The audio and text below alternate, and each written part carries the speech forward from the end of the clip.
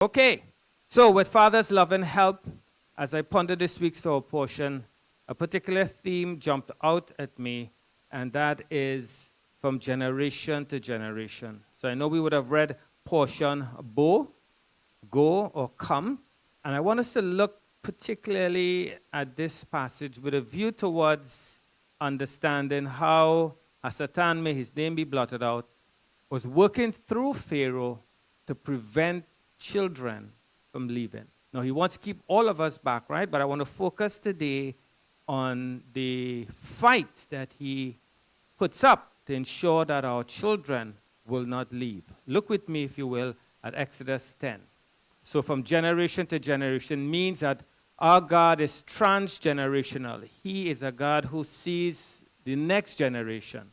So as disciples of Yeshua, we too need to have that mindset to focus on the next generation. We are generation now, but we pray from generation to generation. So my heart is to communicate to us that you and I should be concerned about living righteously in this generation, but also praying for the generations to come, which means praying for our children and grandchildren. And I tell you, it is no easy task, all right? To pray for children to walk in righteousness is no easy task. The enemy will put up all fight because he wants to steal, kill, and destroy their future.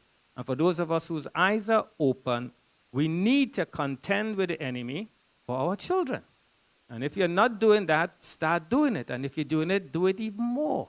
And stretch your faith to generations yet unborn. And see also not only your physical offspring, but see CMY. Because my heart and our desire, as I talk to Rabbi, I talk to Elder Lloyd, and talk to the rest of us, we are a community that is mature, that is aging, and we want to pray God to bring in youth, raise up youth so that CMY could continue. If the master tarries, CMY wouldn't die and stop with us. So you could understand the struggle of bringing young people here and keeping them here and having your children be brought here and kept here. It's no easy task. So, but we are up for it because our master is helping us. So let's look through the Torah portion again and see what the Ruach would say to us. So Moshe and Aharon were brought to Pharaoh again. Remember, this is an ongoing contest, right? A battle of the gods. And he said to them, go worship Adonai your God. Help us, Father, B'Shem Yeshua. But then he asks, Pharaoh says, but who exactly is going? So Pharaoh's telling them, go and worship your God. You want to worship God? You have all these plagues being done. Okay, I'm coming to the point now. I want to let you go. So you go and worship your God. But he says, who exactly is going? Next verse. Moshe answered. What's this answer? We will go with our young and our old. Notice what Moshe is saying. We will go with our sons and we will go with our daughters. We will go with our flocks and our herds, for we must celebrate a feast to Adonai. So keep that verse right there. Please go back to verse right. Notice what he's saying. We will go with our young and our old. So Pharaoh is asking, who is going to go exactly? He said, we're going to go with our young and our old, which is telling us that you and I have to pray that both our young and our old leaves Egypt. That's simple, simply profound and profoundly simple. You and I have to pray for that, right? Of course, he's talking about we go with our flocks and stuff because we must celebrate a feast to the Lord. Verse 10. So why do we want our children to go? That they may worship God. Adonai certainly will be with you, says Pharaoh, if I ever let you go with your children. What? Adonai will be with you if I really let you go with my children. It is clear that you are up to no good. No good, really? No good to have your family worship you? He said, nothing doing. Just the men among you may go. In other words, service is just for the adults, not for the young people, just for the adults. That's what you want, isn't it? And they were driven out of Pharaoh's presence. You got to see the confrontation. You got to see what's at stake. Pharaoh knows that if he let the children go, There's going to be another generation that could probably come back and tackle him sometime in the future. So he's making it difficult, right? Remember, Pharaoh is being influenced by Hasatan. You got to see the invisible realm, what's happening behind the scene. So Pharaoh is a type of Satan. Moshe is a type of Messiah. And you are seeing now the battle that is ensuing in this. Oh my God. Go back with me in Exodus chapter 1. Very early, we see this battle against the children. Battle for children. This war against the children. Then, back then, and now. So the descendants of Israel were fruitful and increased abundantly. That's large families. Multiplied and grew very powerful. The land became filled with them. Verse 16. When you attend the Hebrew woman, now the birth rate is increasing, so Pharaoh now decides to lock in on the midwives. When you attend the Hebrew women and see them giving birth, he said, if it's a boy, kill him.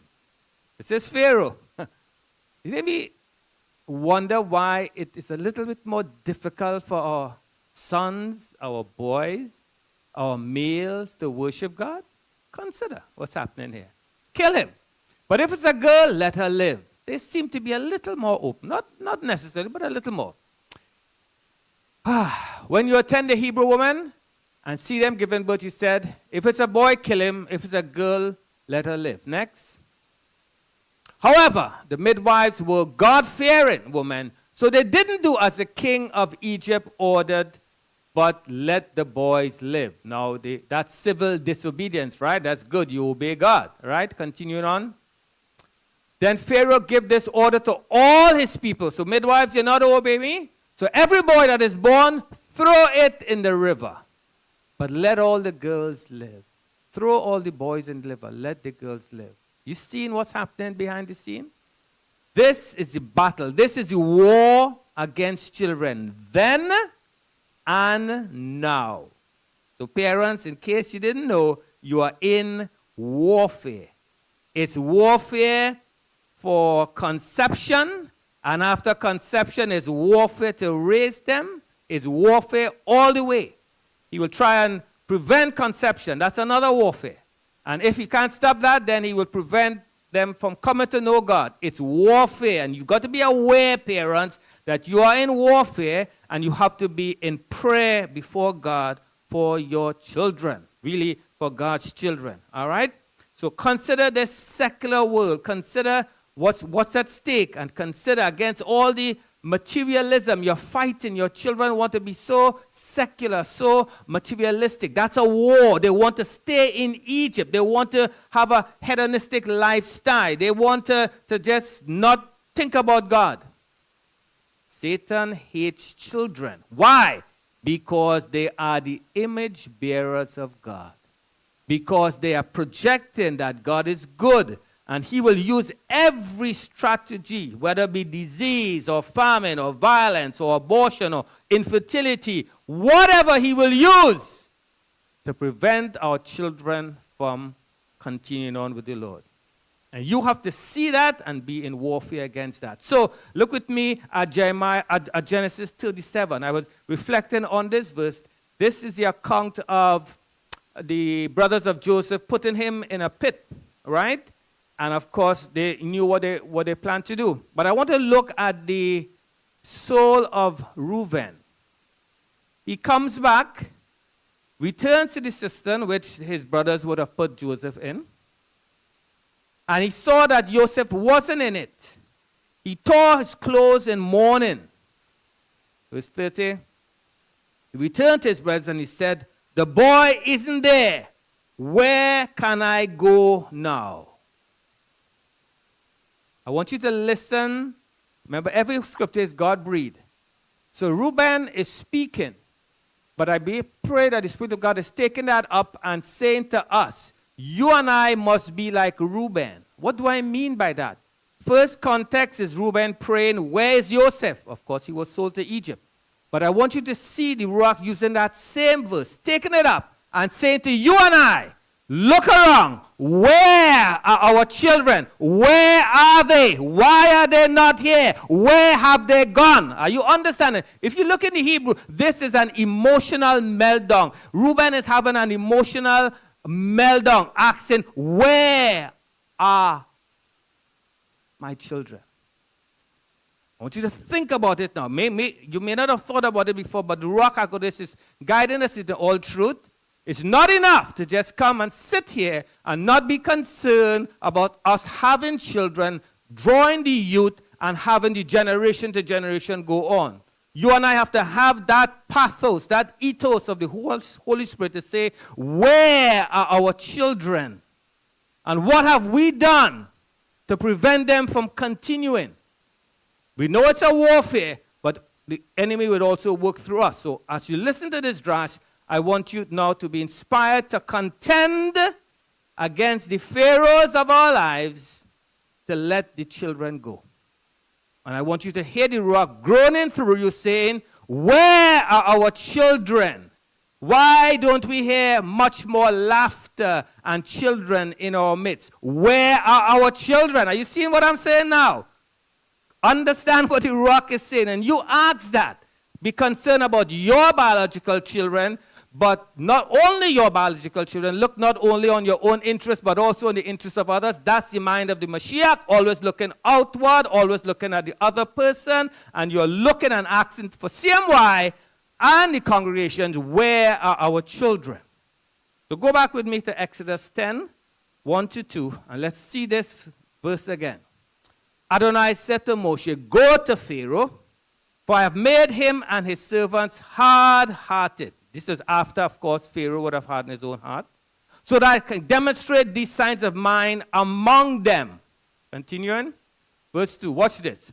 So that you could tell your son and grandson.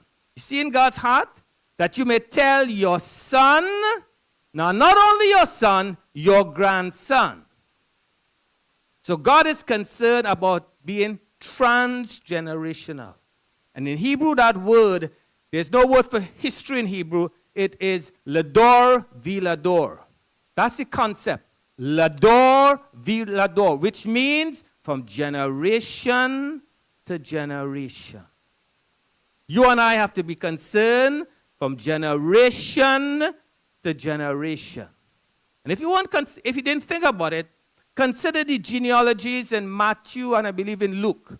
This one begot this one, and this one fathered this one. And we have a whole set of scriptures about that. And some of us would read over that, but you shouldn't, because every word is God-breathed. And God is saying, I am concerned about generation. I want you to see the genealogy, because I am concerned about generation to generation. And you should be concerned about that too. Because while you're still here, that's the concern that you and I should have.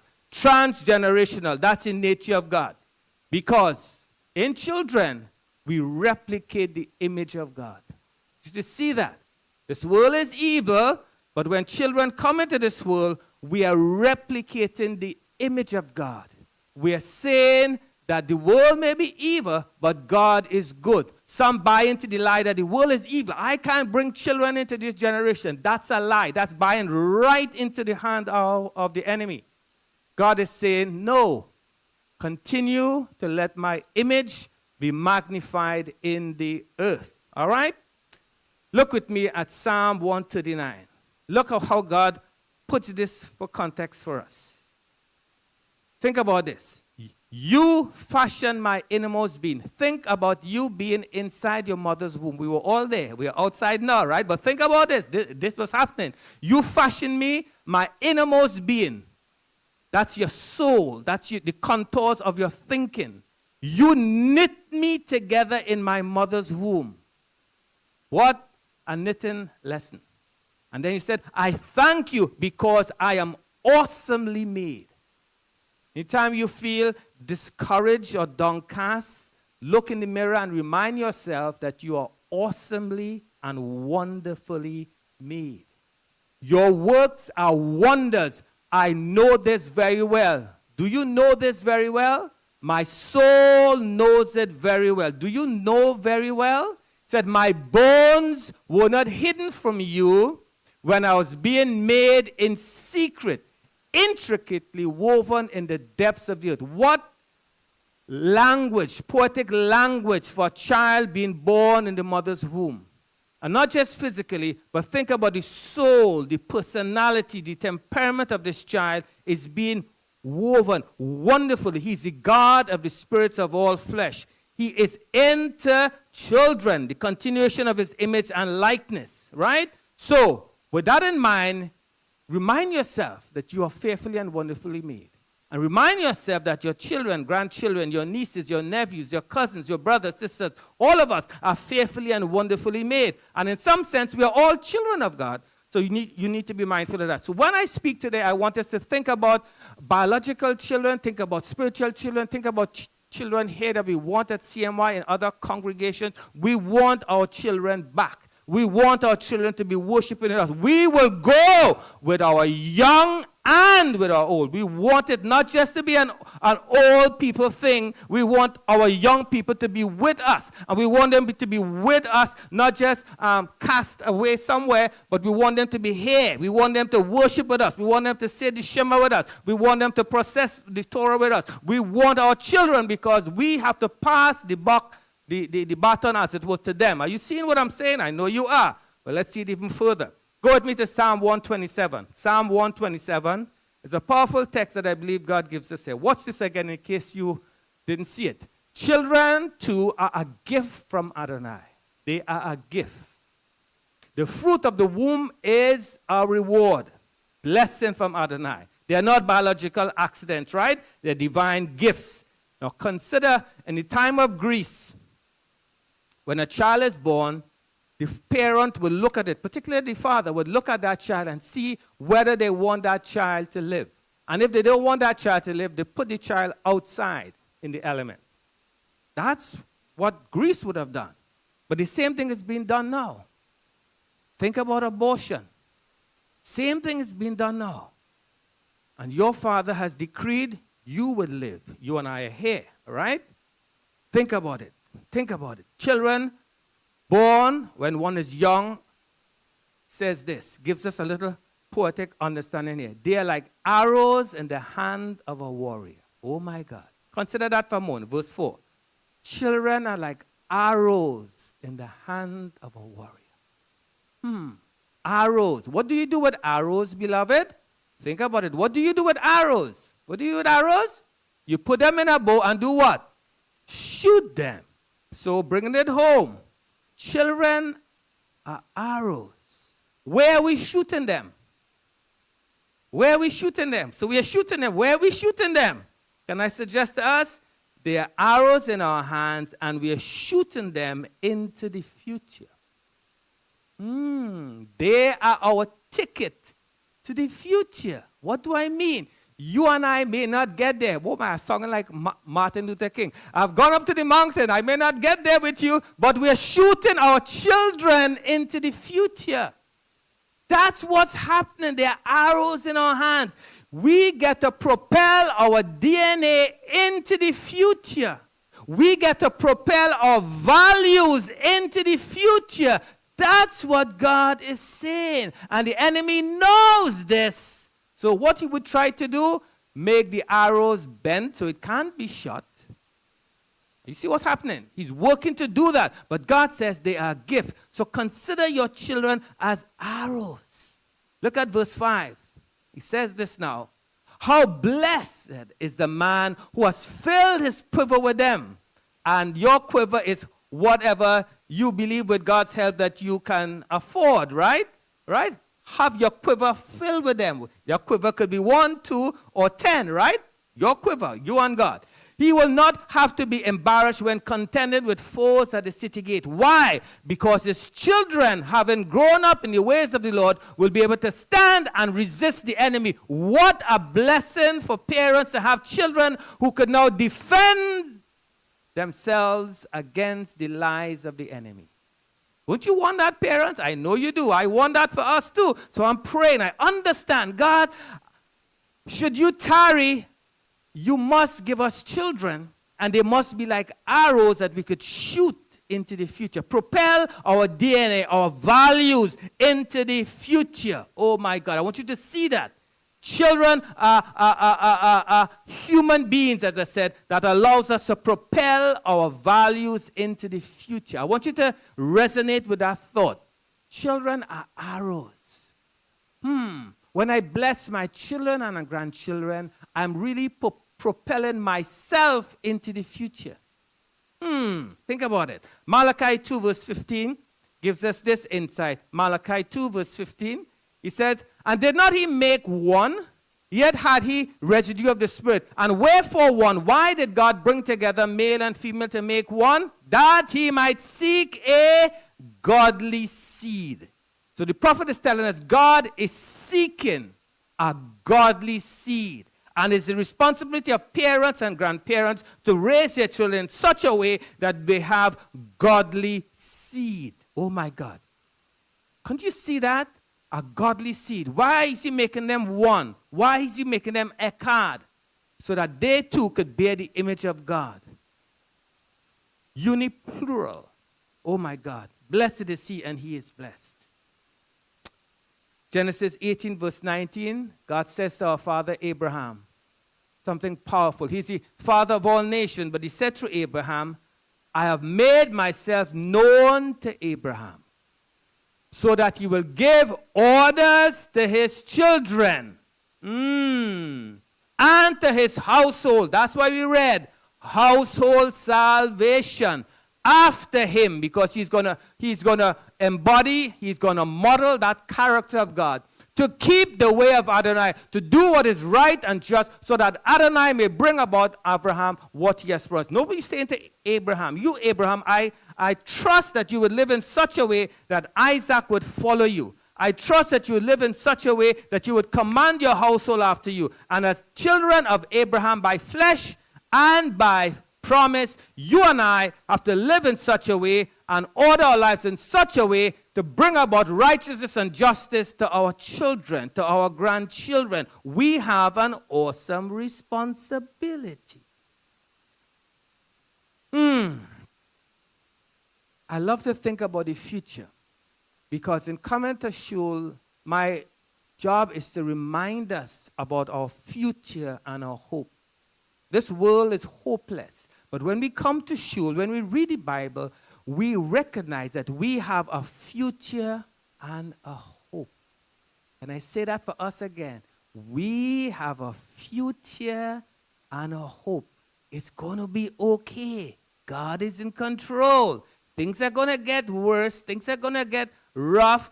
But they're also going to get better. And when I see children, I remember that we have a future and a hope. Children are our ticket to the future. As I said, we may not get there, but through them we get there. And I want us to consider a thought. I've taught you that Shabbat is like a foretaste of the world to come. It is. I want us to consider that, right? Foretaste of the world to come. But I read this quote today that really blessed my heart.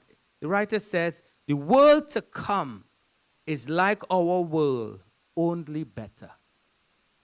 The world to come is like our world, but only better. Think about that, beloved. The good things of this world are better in the world to come. To think about it. Look at creation, and you're going to see it better in the world to come. Remember, God says, everything that I made is what? Good. So everything in this world is good. But in the world to come, it is better. That's our future and our hope. And when you look at yourself, my children, they are good. But God, I know they can be better. That's how you have a future and a hope, and you engage them, right? Good, because we know what God is doing. But I want to speak to couples who may expect children. Go with me to Isaiah 56. Isaiah 56. Having gone through this myself, I could empathize with childless couples, and I understand. Because you may think, okay, Rabbi is not speaking to me. because I'm not married and I don't have children. No. I'm speaking to all of us. There are many ways that you could be fruitful and multiply. One way is to have children, but you should know that God is much larger than your little situations or limitations, right? So you could be fruitful and multiply. How? I'm going to show you by God's grace. But this I want to speak again openly. A foreigner joining Adonai should not say, a foreigner, that's somebody not of the children of Israel. There's Israel, there's a nation. So a foreigner, not of the children of Israel, joining Adonai should not say, don't come thinking this, God knows your thoughts. What you shouldn't say. Adonai will separate me from his people. Don't say that. Likewise, the eunuch. What's the eunuch? Those who would have been castrated, those who cannot have children. You see what's happening? Don't say, I am only a dried up tree. See, God knows what we think. You come in as a foreigner and you think, well, I'm not of his people, Israel. I'm second class. I am inferior. God says, don't say that. Or you come in and you're not married, or you're a childless couple, or you don't have children, and you say, oh, I'm a dried up. Don't say that. God is telling you what not to think, all right? And then he says, verse 4, for here's what Adonai says. My thoughts are not your thoughts, yet my thoughts are higher than yours. As for the eunuchs who keep my Shabbats, oh my God. So you may not be fruitful biologically in this world, but if you keep my Shabbat, and more than you keep the Shabbat will keep you, who choose what pleases me. Notice the foreigner gets to choose. I want you to see that. Some of us are thinking that the foreigner must. God says the foreigner gets to choose. And I bless God for those who have made that choice, who choose what pleases me and hold fast to my covenant. Verse 5, look at it very slowly. In my house, within my walls, I will give them, that's the foreigners and the eunuchs, and a name, what? Greater than sons and daughters. I will give him an everlasting name that will not be cut off. Are you see what God is saying? I will give you a name that is better than sons and daughters. You may not have biological children to carry on your name, but you embrace my Shabbat, you embrace the world to come, and you're going to have a name that is better, because that name will eventually perish, but the character of God is everlasting. And you got to get that into your spirit so you don't be destroyed by thinking, children define me, and if I don't have children, I'm less of a man and less of a woman. Lie from Hasatan. Lie. God says, I will give you a name that is better. Do you believe his report? Tears of sorrow, seeds of hope. I understand grief of infertility. I understand pregnancy loss. I understand stillbirth. I understand early child death. These are the things that confront us. And where they're coming from, the father of lies is working his work to cause children to not come to maturity. And all these things that happen. And you got to see and understand that God is in control of everything. He sees everything. He's underwriting and undergirding everything. And he knows exactly what's happening. David said something quite interesting in 2 Samuel. After his affair with Bathsheba and that child was born, he experienced early child death. 2 Samuel, verse 12. Remember, he was praying and fasting for this child. Praying and fasting. And that's what you ought to do. You don't know what God will do, so you pray and you fast. The servants asked him, he said, what are you doing? You fasted and wept for the child while it was alive. But now that the child is dead, you get up and eat food. I love that. David says, the child is dead. Get up and eat food. That's a powerful example, because some of us, we experience difficult things in life and we don't get up and eat food. We wallow in pity and depression. Watch this man of God. Watch his faith. He gets up and eats food. And he answered, while the child was still alive, yes, I fasted and wept because I thought maybe Adonai will show his grace to me and let the child live. You don't know. Continuing on, verse 23. But now that the child is dead, that's sealed, why should I fast for the child? Can I bring him back again? I will go to him. I will die and go to him. But he will not return to me. But I want you to see what the Spirit just says. I will go to him. If you have experienced a miscarriage, pregnancy loss, early child, death, God says, that child is with me. If you have experienced abortion, there's no condemnation, but there's conviction. Once there's conception, that child is with me. And in some wonderful way in Olam Haba, those children will come up to you. You will go to them. They will not come to you. That ought to be comfort for parents who are listening and who will listen. That God is in control, not the enemy. Keep that in mind. These words that encourage and strengthen us, brethren. Look at Proverbs 11, verse 30. Proverbs 11, verse 30. God is telling parents, why are you weeping? Why are you weeping as if you have no children? Why are you weeping? You're leaving this world, you feel, and you have no children. But don't you understand something? Look at this revelation. Children are the fruit of the womb. But God says, I have another way to bring forth fruit. The fruit of the righteous is a tree of life. And he who is wise wins soul. What is God saying? Don't weep that you haven't left fruit behind, because if you are able to live righteously and pass on righteous values, that is the fruit that you bring to me. If parents could understand that, they would raise up children differently. And you will be more compassionate and sympathetic towards couples who are trying to have children. Can I say to parents and grandparents, you have a wedding and you assume the normal thing is that they would eventually have children. Wrong assumption. You have to continue praying God's will, because the enemy will try to block conception. You remember, we are fighting with the enemy. And all sorts of lies would come to the couple, and all sorts of lies would happen. But you have to continue to fight for generations yet unborn. Watch this insight from Numbers. In Numbers chapter 3, we have this account. I want you to see this. These are the descendants of Aharon and Moshe. All right? Adonai spoke. Well, look at verse 2. Remember, these are the descendants of Aharon and Moshe. Verse 2. The names of the sons of Aharon are.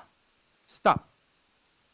Verse 1, these are descendants of Aharon and Moshe. Verse 2, not these are the descendants of Moshe and Aharon, but these are descendants of Aharon. What is the Spirit saying if you could receive it? Because Moshe taught the children of Aharon ways of righteousness and holiness, they became his children too. Are you seeing what God is saying, beloved? You may think you have no children, but you do. If you begin to teach another person the way of righteousness, even if you teach them one letter of the Torah, they have become your children. If you could understand that, you would be encouraged and strengthened to continue on in the path of righteousness, because you're going to understand when you reach up into the Olam Haba, you're going to look back and see a whole multitude of people.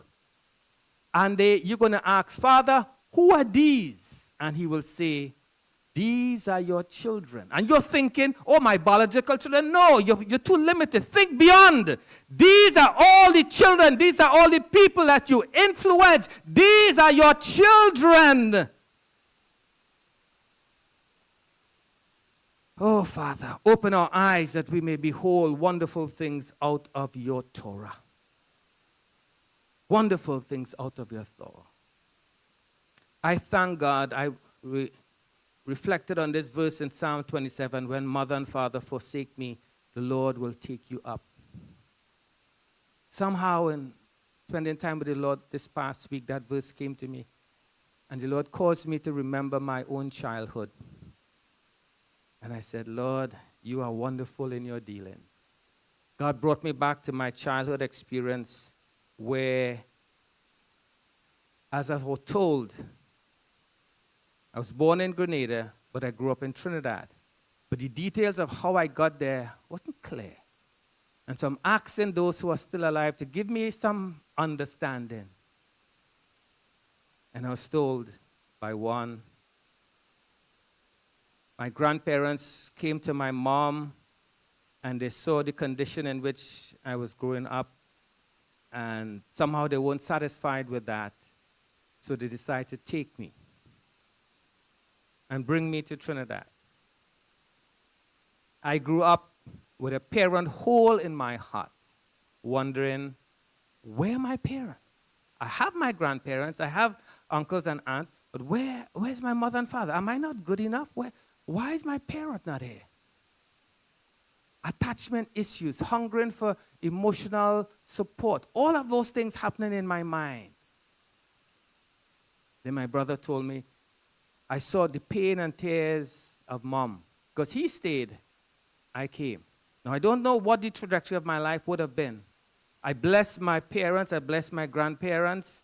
I believe that they did well and they wanted well, but they didn't understand the hole that was created. But this verse comes. Do I live my life handicapped that I didn't have emotional support? When mother and father forsake you, the Lord will take you up. And I'm living proof of that because God provided so many mothers and grandmothers in my life. I remember Mom Alexander. She was an old Adventist lady. Somehow I ended up by her home. God put me in family. Look, matter of fact, look at this verse in Psalm 68. I want you to see this, how God fulfills the scripture. Psalm 68 says this.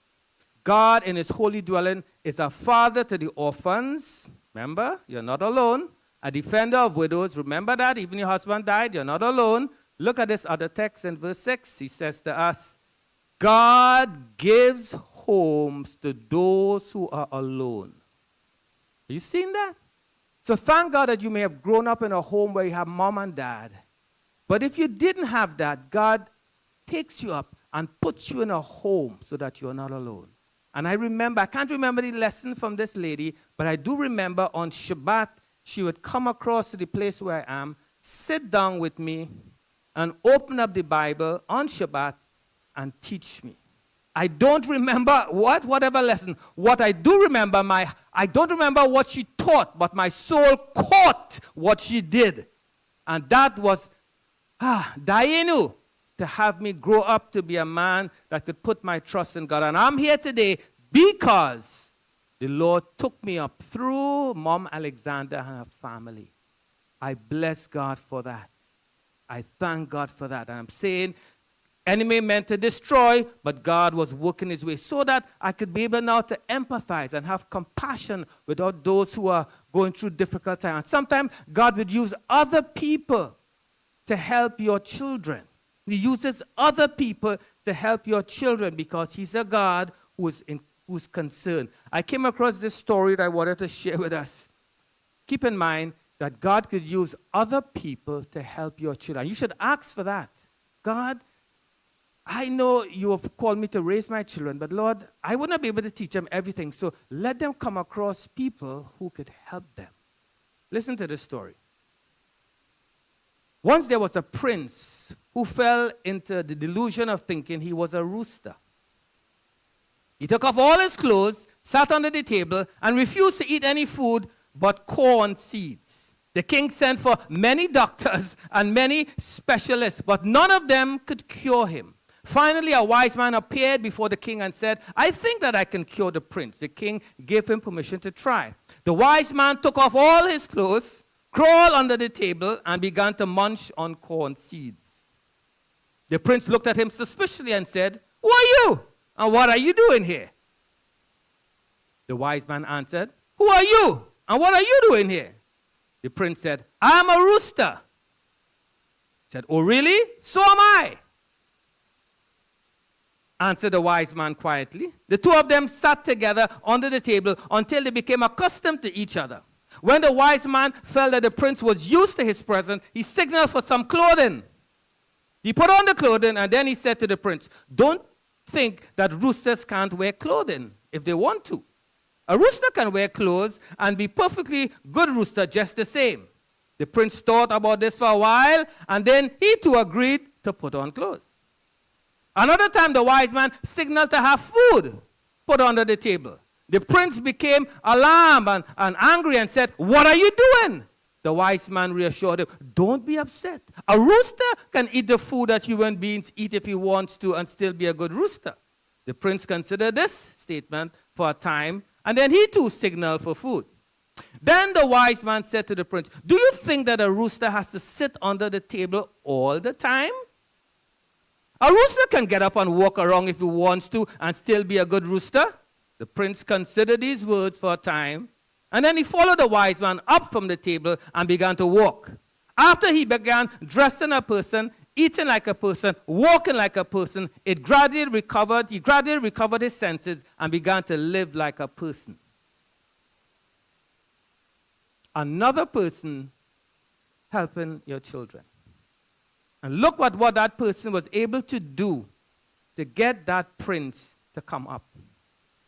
I believe God will give us such compassion and empathy to be able to walk in the shoes of others, to understand what they're going through, to get down where they are so that we could bring them up. Gradually, but you got to get down there, and your children could go through some difficult times.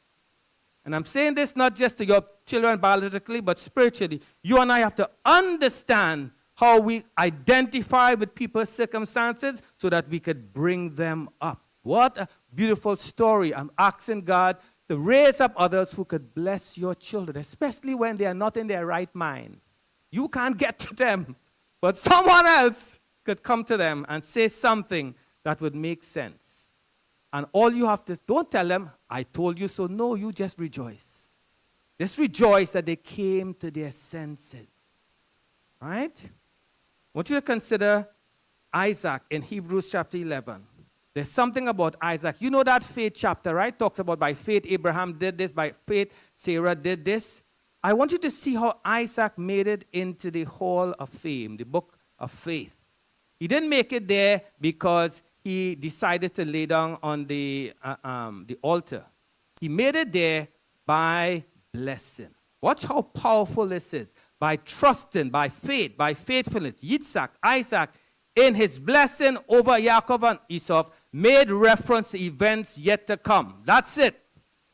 Why are we bringing this up? Because parents have said again and again, never pass up an opportunity to bless and be a blessing. Parents, grandparents, aunts, uncles, bless your children concerning things to come. What is to come? The Olam Haba. Tell them that there's a future and a hope. Bless them concerning things to come. If you're not doing that, then the father of lies has stolen their destiny, murdered their imaginations, destroyed their worth. But when you speak words of life, bless them concerning the world to come. Bless them concerning their future of righteousness and holiness. Bless them to have their Adam needs met and their Abraham needs met. What is that, Rabbi? Abraham needs would speak to their faith, the grace of God. That's higher. But their Adam needs are prior. Adam came before Abraham. So you got to pray for them spiritually and materially. Pray for their Adam needs to be met and their Abraham needs to be met. And that's your responsibility as parents. So, go back with me to Exodus 10. Door la door, generation to generation. I want you to see how Pharaoh didn't want to let the children of Israel go.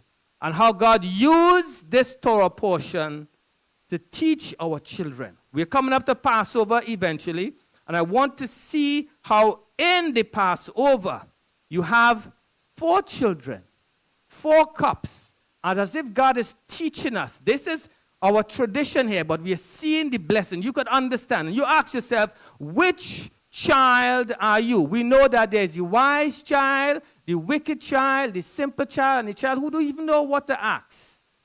And another rabbi suggested that there's a fifth child, the child that does not even come to the Seder. He's out skiing. He's out in the nightclub. She's out somewhere else. She's not even at the Seder table. You got to pray for that child too.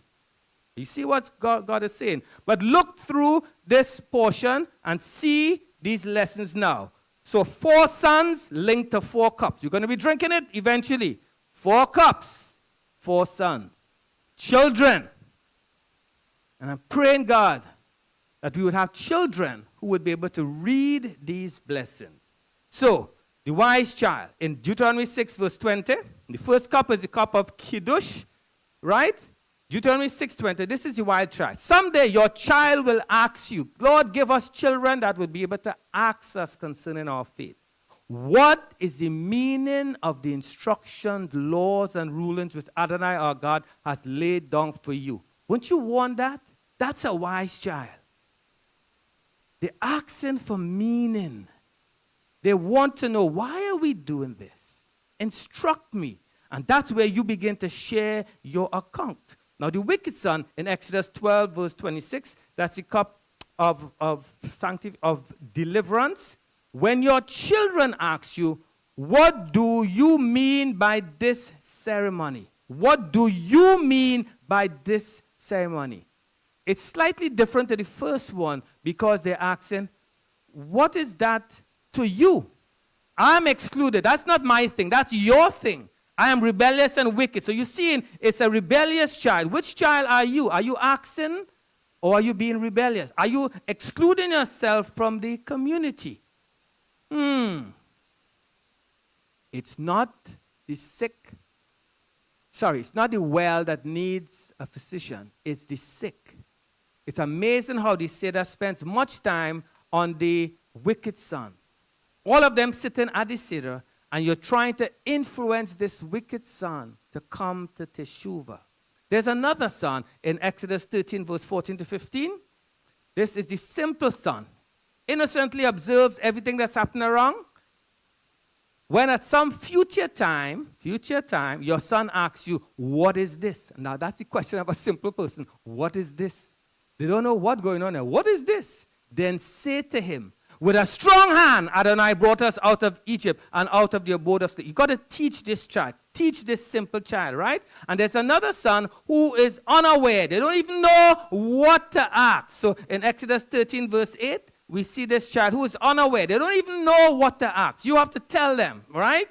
On that day, you have to tell your son. The son didn't even know what to ask. You have to tell them. You got to see in your children, then they don't even know what to ask. But because you have a little insight from Torah, you could tell them. It is because of what Adonai did for me when I left Egypt. Oh my God. So these 4 cups speaks about 4 children, and it speaks about 4 different personalities. And it's in the context of the Passover. It's in the context of teaching our children so that they too would leave Egypt. That's why at a Passover Seder, it is a blessing to have younger children. It's a blessing to hear their noise. Some of us think, oh, the children are crying and they're disturbing me. I hear echoes of the future because I know the voices of children speak about Olam Haba. They don't disquiet me. Like the disciples, you would say, keep them quiet, Lord. Let them don't come. No, I say, come and let them have fun. Let them enjoy God. Let them see that God is a good God, a God of joy. And they want to carry on what we're doing. Now, you understand what I'm saying? That's the vision and future that I'm praying for us here at CMY. It's a story. Remember Fiddler on the Roof? It's about passing on our traditions to our children. You create your own traditions, walk in the traditions of the Jewish people, and let's pass that on to our children. That's what we are doing. Look at Psalm, I'm not sure if that one is there, but Psalm 48 verse 13 says, tell it to the next generation. I read on the net about Generation Y, Generation X, Generation Z, the Zen Generation Z. And God just says, all these things that they're coming up with, I just speak about the next generation. Tell it to the next generation. That's what you and I have to be concerned about. The next generation. That they too must hear. They too must see God at work in our hearts and our minds. And see and want to carry on what we are doing. Amos chapter 3 gave us an interesting imagery. I was reading through this book and I saw this verse and I said, Lord, that's a good thing to share with parents. As a shepherd rescues from the mouth of a lion a couple of leg bones and a piece of an ear. I want you to just stop there and consider that. A shepherd like David, guarding the sheep, that's the job of a shepherd and a parent, to feed and protect. And one sheep ends up in the mouth of a lion. And what do? God says, once there are a couple of legs and a piece of air, you pray and strike the lion. What do I mean by that? Ask God to ensure that even though the lion has swallowed up your children in secularism, humanism, godlessness, all unrighteousness, they still have an ear that they're willing to still listen. Their feet are still not bound. They could still change their course of direction of that. You see what God is saying? It's not hopeless. You go after the lion and the bear. Go after them because the sheep, the little ones, if you love me, feed my sheep. Strike your lions and your bear and deliver your children. Don't say, well, they are of age and they have made their own mind. No, as long as they're not walking in that ancient path, that straight path, that narrow path, they're on a broad way to destruction. And you should not keep quiet while they go into destruction. You got to fight for them, like David says. The lion and the bear came against me, and I rose up and I struck them. That's what you and I have to do. That's what I'm doing for CMY, by God's grace, and praying, all right? Because I understand the future. Now, in Matthew chapter 18, verse 1, we have an account where God says, allow the little children to come to me, right? Who's the greatest? Verse 2. He tells us, he called a child to him and stood him among them, among these big disciples. He called a child. Verse 3, he tells us, and he said, yes, I tell you, unless you change and become like little children, you won't enter the kingdom of God. And then he goes on to say, don't be a cause of stumbling to my children. Because if you cause my little children to stumble, God is like going to place this millstone around your neck. Continue on in the verse, and you'll see that he will cast you into the depths of the sea. So verse 5, whoever welcomes such a child is like mine. Come down to verse 6. Whoever ensnares one of these little ones who trust me, it would be better for him to have a millstone hung around his neck and be drowned in the open sea. Now the master says some things that could jar you. Some things that are harsh. But remember, the word always disrupts, disturbs before it transforms us. I always pray, God, comfort the afflicted and afflict the comforted. And sometimes God has to give us language that would shake us up. Consider that language. If you cause one of these little ones, think first on the Parashat level, a little one, to stop serving me, it would be better if I put a millstone around your neck and drop you out in the ocean. That's better than for you to do that. That's harsh language, but that's how serious God takes this. So he's telling us, don't do that. Now, in pondering this, I believe God asked me, and I'm asking myself, and I'm asking you, where are our children? I've been told that we used to have lots of children. I was told that you used to have bar mitzvah and bat mitzvah. And I look around, where are our children?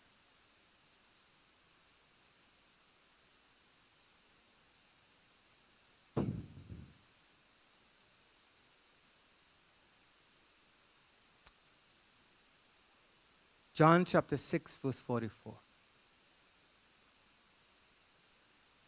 In not casting blame, but taking responsibility, I ask, I know the enemy is at work to steal, kill, and destroy our children. But we also have to look at ourselves and examine what have we done in contributing to our children not being here. We got to ask the tough question. Got to ask it.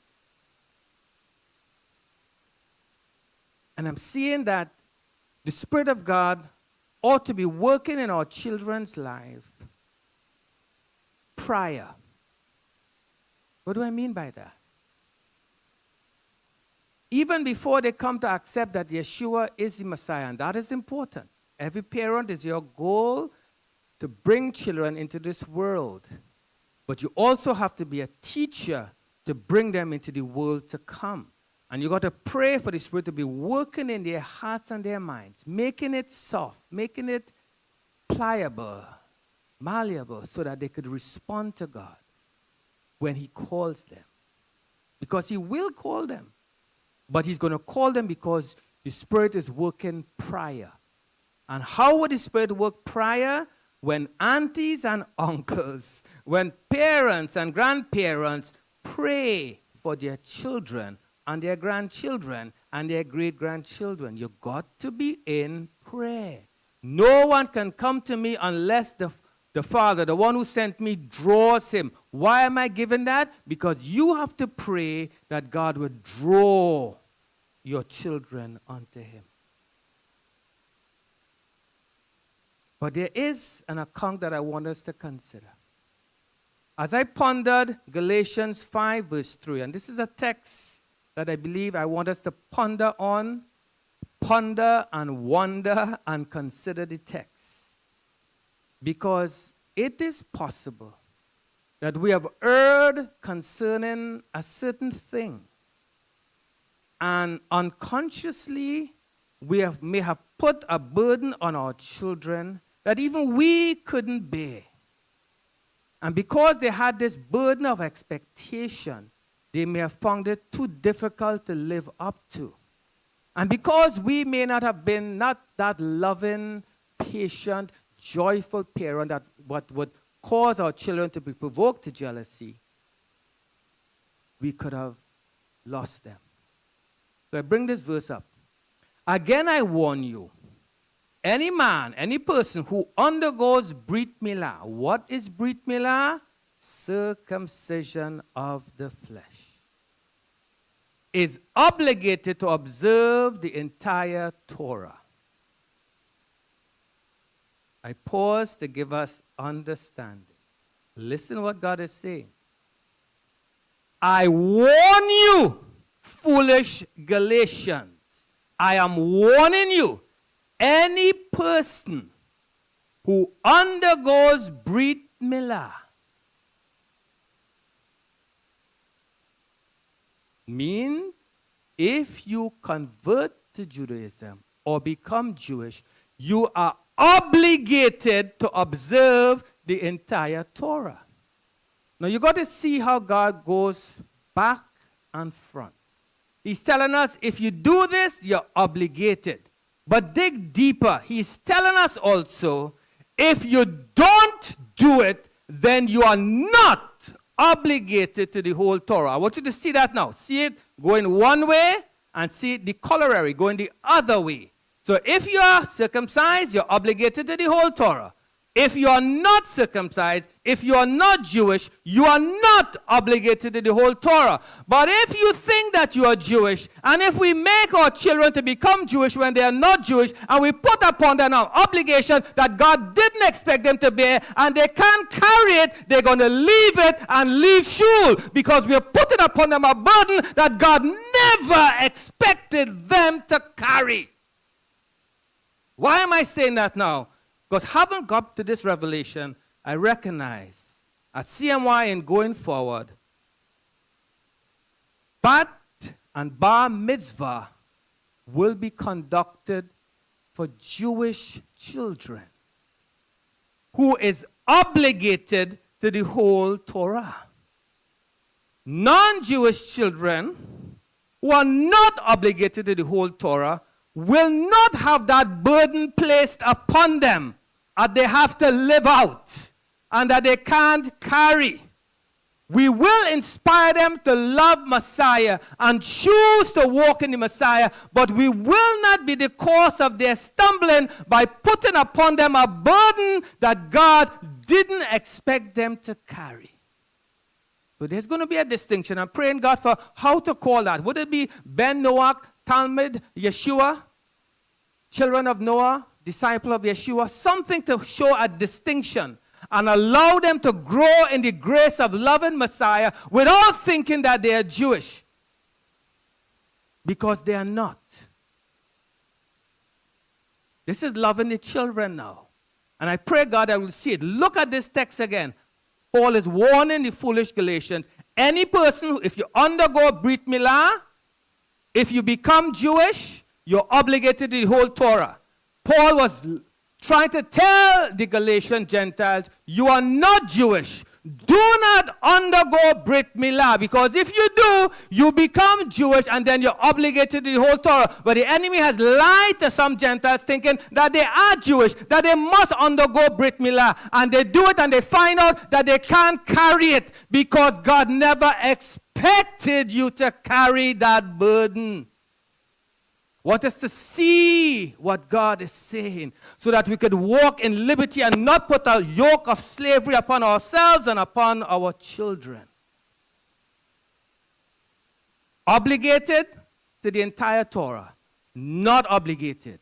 You got to ask now, okay, God, I'm not obligated. So what would you have me to do?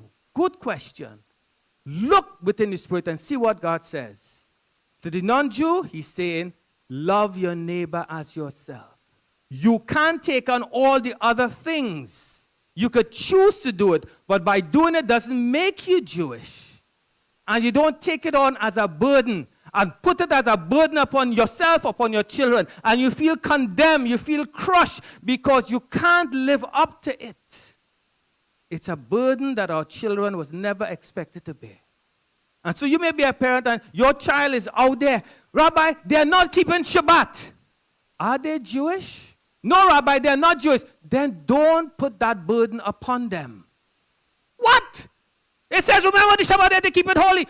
If you're not Brit Milah, you're not obligated. What is that, Rabbi? Leave them to serve God. Pray that God would call them unto themselves, unto Him in love. Let Him stir their hearts to want to do Shabbat. But when you put it as a burden, as an expectation, as you must do it, you see what you're doing. You're saying like the Apostle Peter, why are we going to put a burden upon the Gentiles that we ourselves couldn't bear? Does that mean that you disregard Shabbat? No. I believe that there are Gentiles who have a confirmed call, a unique call to continue in this way. This walk is not for everybody. It's not for everybody. So don't condemn yourself. Say, my family not walking with me. Don't do that. Are they walking in the ways of the Messiah? Are they loving their neighbor as themselves? Leave them to God. Who knows? Someday they will say, Mom and Dad, I want to visit you at shul. Baruch Hashem. But you don't have that burden of expectation. To do a Brit Milah for one who is not Jewish, you go through all the things. You get gifts. You have this rite of passage, and we will have that rite of passage. But then after Brit Milah, you live like a goyim. So then what it is, a show? You come up and you read the Torah, you read it in Hebrew, and then you go back and live normal. Then that's a show. That's false advertising. That's a lie. Our children should not go through that. We will have a rite of passage, but a rite of passage that is light, that is easy. Take my yoke upon you. Learn from me, for my burden is light, and my yoke is easy. I'm speaking as to those who are wise. Understand what I say. So you could pray for your children and pray for the children of CMY. I believe that you and I are called to give our children a slice of the life of God in our lives. You want to teach your children? Give them a slice of the life of God in your life. You're feeding them, right? As parents, you give them food. Well, you got to give them spiritual food too. And I want you to give them a slice of your life with God. Tell them your story. Tell them how God brought you to this. Tell them what you were before and what you are now. Let God be the hero. Tell them with passion. Let them understand. Give them something that they could relate to. Bring it down to their level. Teach them with passion. Teach them that God loves them. Help them to identify with God. Give them a slice so that they could say, my father's God would become my God.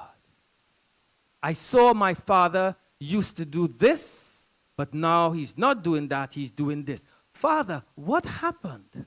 What changed you? I want that. Make them thirsty and hungry for the presence of Yeshua. Don't force them. Oh my God. Don't crush their souls. Let them understand. Go with me to Genesis 31 to 2. I've meditated on this verse, Genesis 31 to 2. I want to give you the first context, and then the context that I believe the Spirit of the Lord applied it to me. The first context, when Rachel saw that she was not bearing children for Yaakov, she envied her sister. No, that's not good. That's not the rock. And she said to Yaakov, give me children or I will die. Now look at the desperation of this woman. She's envying her sister, but she's barren. She goes to Jacob and says, give me children or I die. As if everything depends on Jacob. It doesn't. But I want the rock to take up those words and have you pray them. Say, what? Give me children or I will die. Do you see what I'm saying? Everyone in CMY, as an intercessor, your womb groaning in the spirit should be praying. Give us children or CMY will die. Give us children or I will die. I pray that prayer when I want God by His grace to work through me to win souls. Because I understand he who wins souls is wise. So I want to win souls. So I go through my day, say, Lord, give me children or I die. What do I mean by that? I mean, give me the opportunity to share the gospel of the kingdom to somebody. Give me, I am so desperate to have somebody come to know Yeshua or I die. My existence is meaningless. So give me children. But I'm applying it now to CMY. Who would join me? Where are the intercessors who would pray this prayer with me? Give us children or we die. All our children will be taught of the Lord. So my last verse to us, Isaiah 65. Isaiah 65. No more will babies die in infancy. No more will an old man die short of his days. That's the future and the hope. He who dies at 100 will be thought young, and less than 100 thought cursed. Verse 23. Verse 23. They will not toil in vain or raise children to be destroyed. Parents, notice the promise. This is the promise of the world to come, but we could get a foretaste of it now. Raise children that will not be destroyed by the enemy. For they are the seed blessed by Adonai and their offspring with them. So I leave these words of inspiration with us. And I pray now that as we stand, I invite us to all stand. And I want you in your own way to cry out to the Father for your children and your grandchildren and great-grandchildren. Cry out for the generations not yet born. Cry out for those who would continue on in CMY if you and I are no longer here. We are praying into the future. We are shooting our arrows into the future. Give us children, O God, or we die. Pray for your children. Pray for the children at CMY. Give us children, or we die. Bless our children who are here. Joshua, Nathaniel, Aviel, Ariella. Bless sons and daughters that would come. Bless nieces and nephews, cousins.